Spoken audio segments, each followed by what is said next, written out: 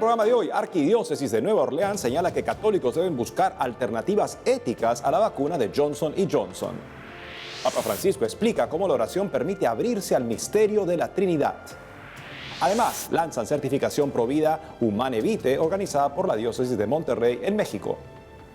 Hola amigos, gracias por acompañarnos nuevamente en EWTN Noticias. Un gusto saludarlos, soy Eddie Rodríguez Morel.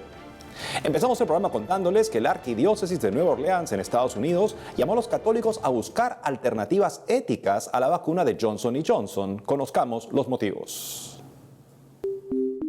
Esta semana la Arquidiócesis de Nueva Orleans afirmó por medio de una declaración que la vacuna Johnson & Johnson contra el COVID-19 y que fue recientemente aprobada está moralmente comprometida. Por tanto, aconsejó a los católicos que opten por otras alternativas éticas si están disponibles. Como se recuerda, la vacuna de la farmacéutica Janssen Johnson & Johnson fue admitida el pasado 27 de febrero por la Administración de Drogas y Alimentos de los Estados Unidos, con una autorización de uso de emergencia. Sin embargo, el Instituto Provida Charlotte Lossier determinó que esta inoculación utilizaba líneas celulares derivadas del aborto en el diseño y desarrollo, producción y pruebas de laboratorio. Frente a esta realidad, la arquidiócesis señaló el compromiso moral de la vacuna, pero no ha prohibido a los católicos recibirla si no hay otra alternativa ética a su alcance. Al respecto, recordó que la decisión de vacunarse contra el coronavirus sigue siendo una decisión de conciencia individual en consulta con el proveedor de atención médica. Cabe mencionar que la jurisdicción eclesiástica recomendó recibir la inmunización de Pfizer o de Moderna, ya que de acuerdo a los especialistas en ética, su conexión con los abortos en la fase de diseño es extremadamente remota.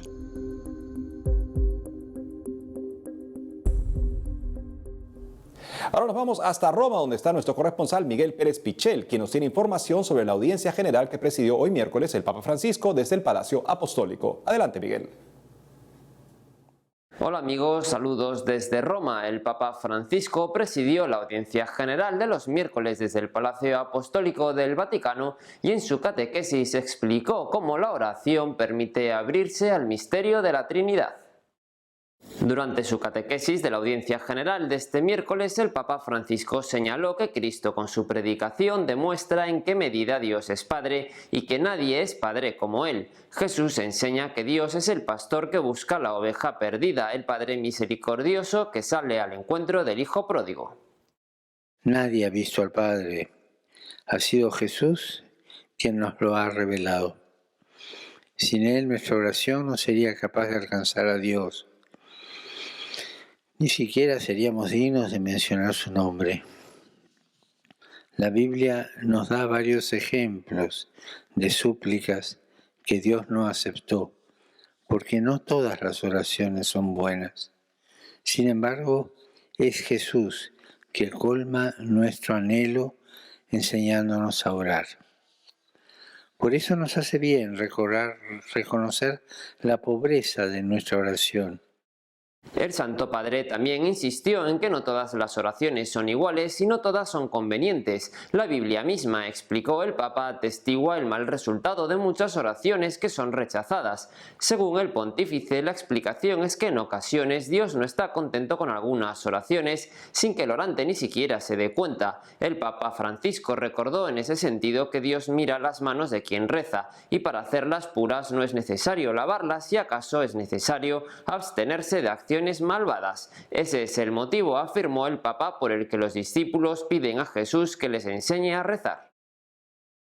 Por otro lado, el pontífice recordó que del 5 al 8 de marzo realizará su esperado viaje apostólico a Irak, donde se encontrará con una iglesia mártir.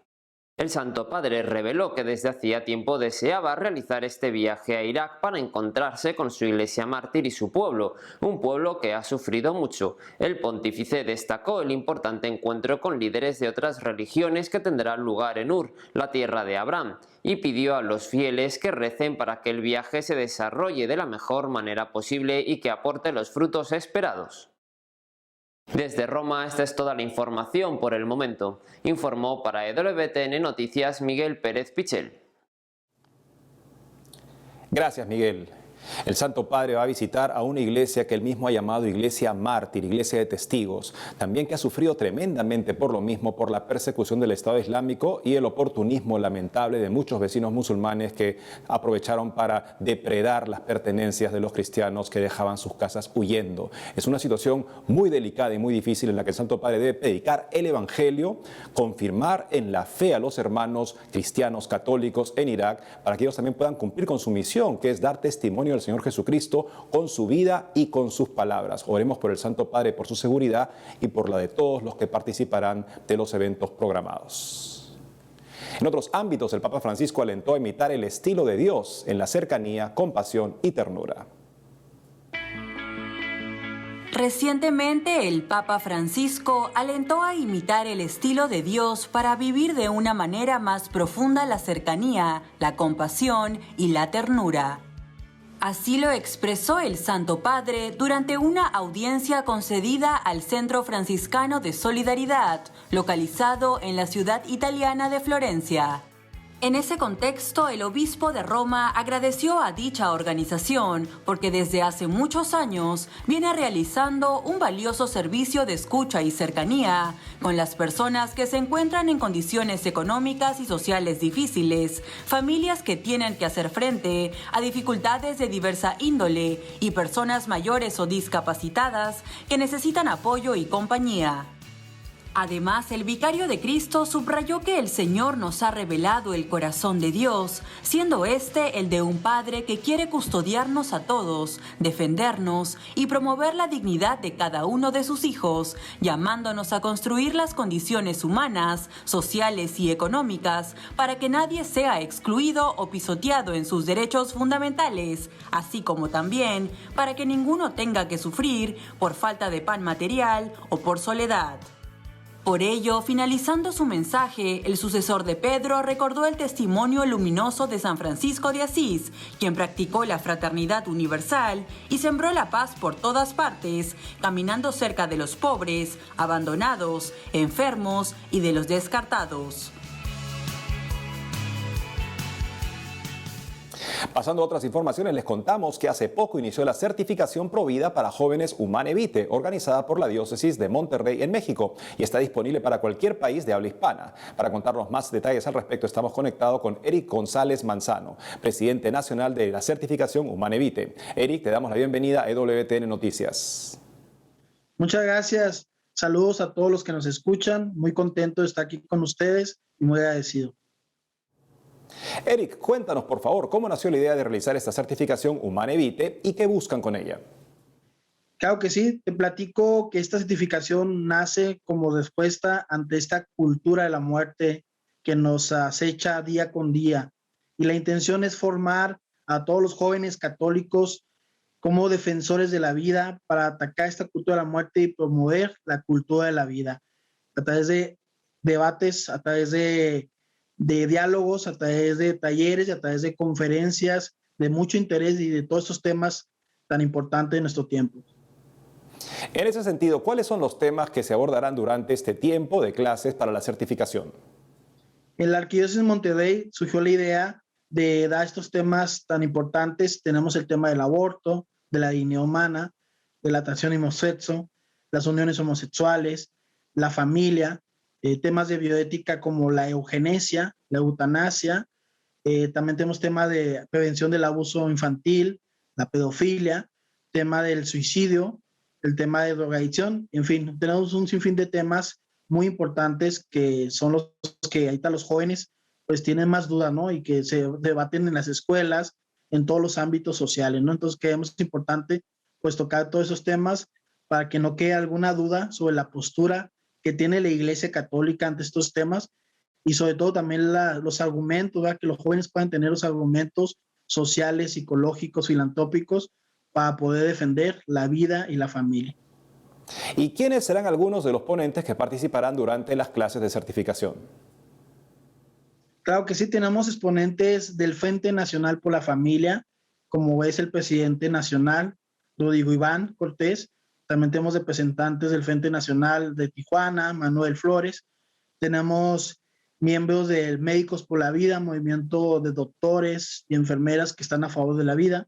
Tenemos representantes de la Unión Nacional de Padres de Familia. También tenemos de Courage Latino, el apostolado de la iglesia que promueve la castidad a personas de atracción del mismo sexo. Y en fin, tenemos también de 40 días por la vida. Tenemos también conferencistas de Centro de Ayuda para Mujer y de otras instituciones que actualmente trabajan día con día para salvar vidas. Finalmente, Eric, para aquellos interesados en inscribirse, ¿cómo pueden hacerlo? Claro que sí, pueden inscribirse a través de la página oficial de la Arquidiócesis de Monterrey, que es www.certificacionhv.com, o directamente con nuestra coordinadora ahí en la Arquidiócesis de Monterrey, Clarisa Blancas, a través de la página también, o a través de la página en Facebook como Certificación Humana Evite Monterrey.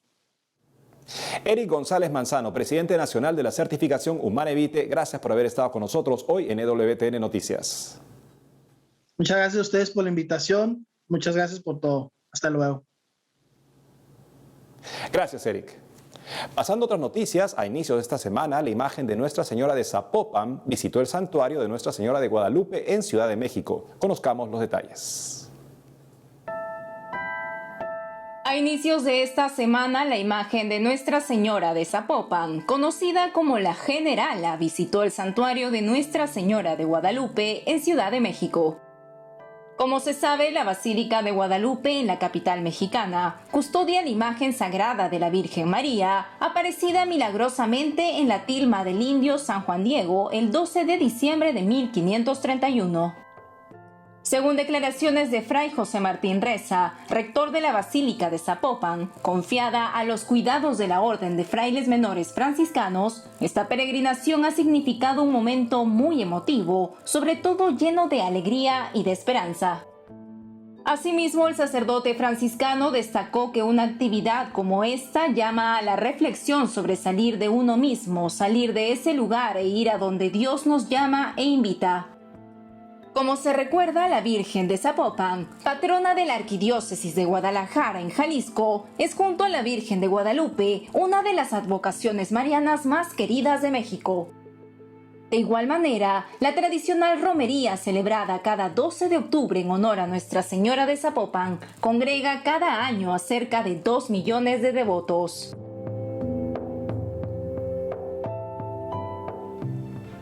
Amigos, tenemos que hacer una pausa, pero al volver invitan a participar en charlas para ahondar en la espiritualidad y vida de San José. Eutanasia siempre será el camino equivocado, advierten obispos del Perú. Ya volvemos con más información en EWTN Noticias.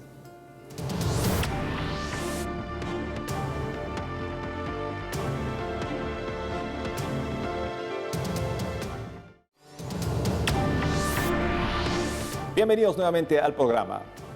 Y les contamos que el Senado de Estados Unidos confirmó en el puesto a un candidato que apoya la participación de atletas transgénero en deportes femeninos. A inicios de esta semana, el Senado norteamericano votó para confirmar el puesto de Miguel Cardona como el nuevo secretario de Educación, un personaje que apoya a los hombres que se identifican como mujeres transgéneros para participar en deportes de niñas y quien fue propuesto al cargo por el mismo presidente Joe Biden. Al ser interrogado sobre el asunto durante su audiencia de confirmación por el senador republicano Rand Paul, el nuevo secretario de Educación declaró repetidamente que es responsabilidad legal de las escuelas brindar oportunidades para que los alumnos participen en actividades y que esto incluye a los estudiantes transgénero. En relación a este tema, varias atletas habían demandado en 2019 a Connecticut por una política del estado que permitía que los estudiantes atletas compitan en deportes femeninos en función de su identidad de género preferida y no de su sexo biológico. En esa línea, las deportistas alegaron que fueron discriminadas al tener que competir con varones biológicos. Sin embargo, a pesar de que el Departamento de Educación de la era del expresidente Trump apoyó el caso de las menores en ese momento y alegó que los niños no pueden competir con las niñas en los deportes, el presidente Biden ya ha emitido actualmente una orden ejecutiva sobre prevención y lucha contra la discriminación por motivos de identidad de género u orientación sexual.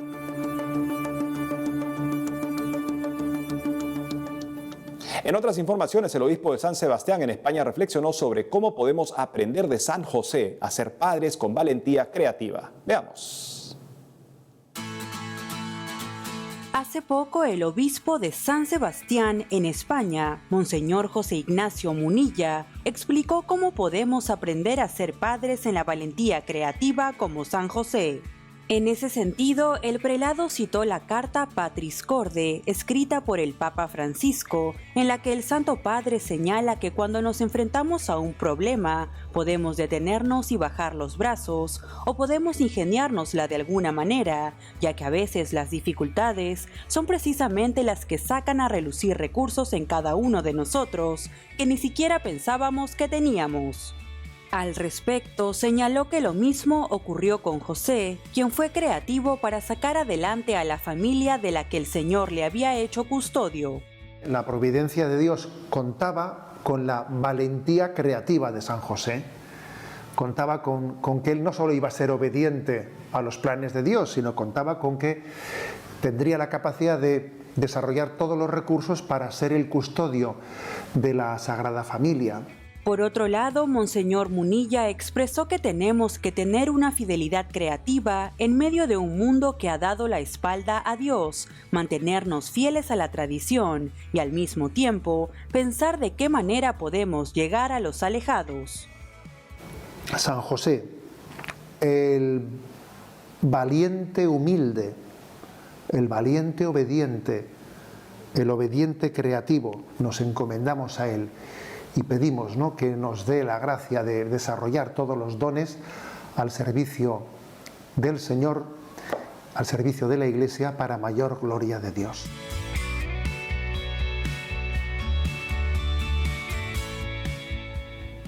Por otro lado, la Casa de Ejercicios Espirituales Monseñor Antonio María Aguirre, de la diócesis de San Isidro en Argentina, organizó un ciclo de charlas presenciales para ahondar en la espiritualidad y vida de San José. Para contarnos más detalles sobre este tema, está conectada con nosotros la hermana Miriam Yedro, misionera diocesana de la Casa de Ejercicios Espirituales Monseñor Antonio María Aguirre. Hermana Miriam, bienvenida a WTN Noticias. ¿Qué tal? ¿Cómo están? Un gusto estar con ustedes.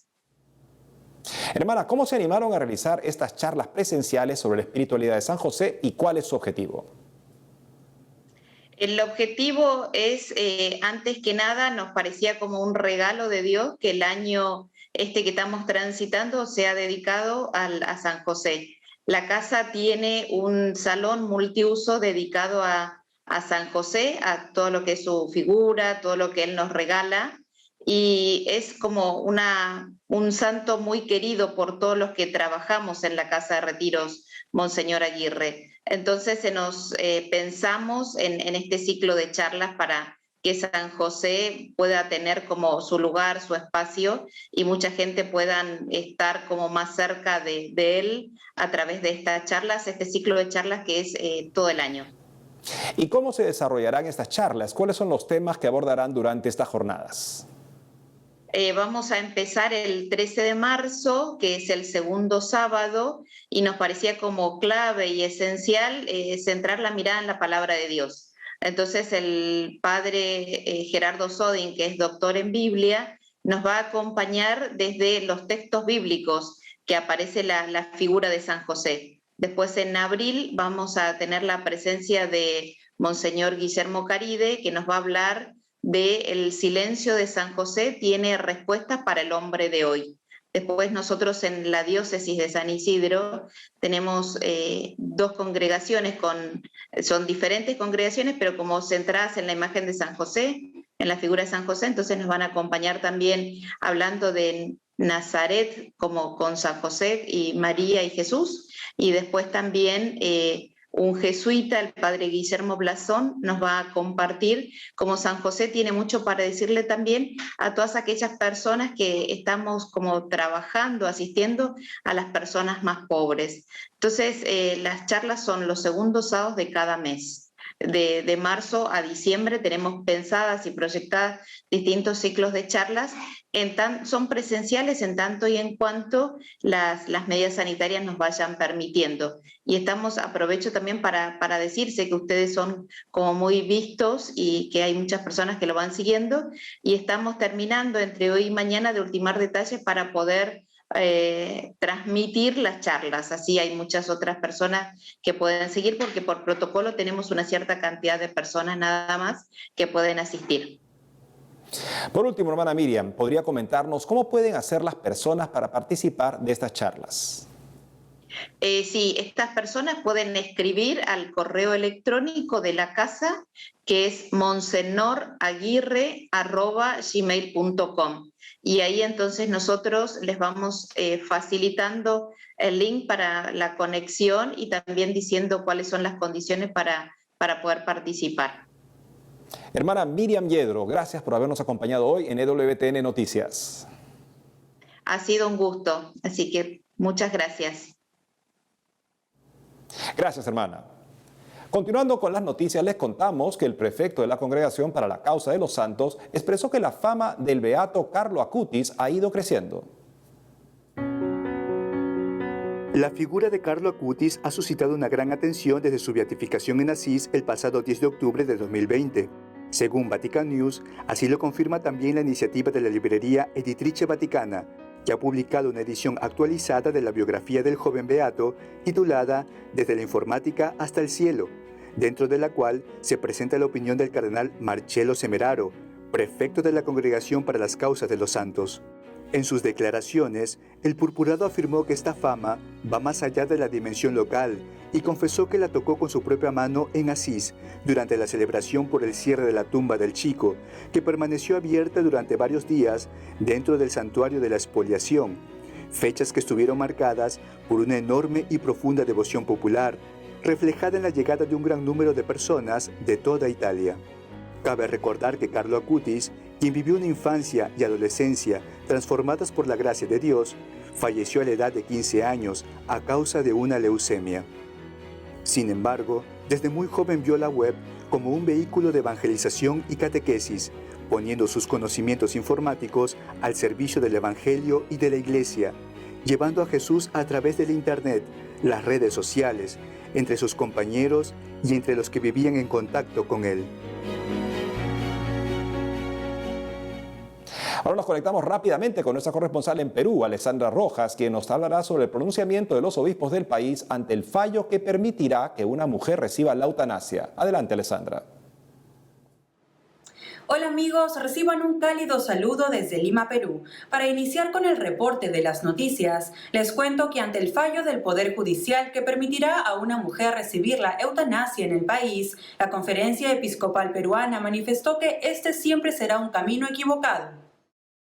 El pasado 25 de febrero, a través de su cuenta de Twitter, la Corte Superior de Justicia de Lima informó que el 11º Juzgado Constitucional ordenó al Ministerio de Salud y a E-Salud respetar la decisión de Ana Estrada, una mujer de 44 años que padece de polimiositis, una enfermedad incurable que la ha dejado en silla de ruedas, de poner fin a su vida a través del procedimiento técnico de la eutanasia. Frente a esta situación, los obispos del país emitieron un comunicado en el que destacaron que dicha práctica siempre será un camino equivocado, porque es atentar contra el derecho inalienable a la vida, causa directamente la muerte de un ser humano, y por ello es un acto intrínsecamente malo en toda ocasión y circunstancia.